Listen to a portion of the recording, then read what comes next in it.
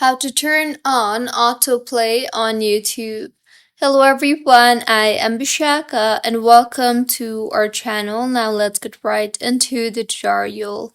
Firstly, go ahead and open the YouTube application on your device and make sure you are signed in.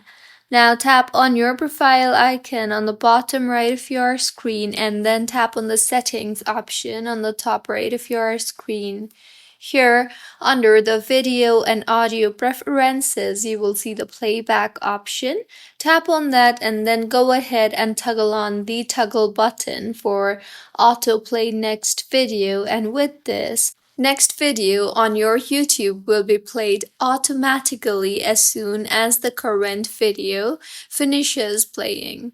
So this is how you can turn on autoplay on YouTube. If you find this tutorial helpful, please like the video and do comment if you have any queries. Also, do subscribe to our channel for more helpful tutorials like this. See you on the next one.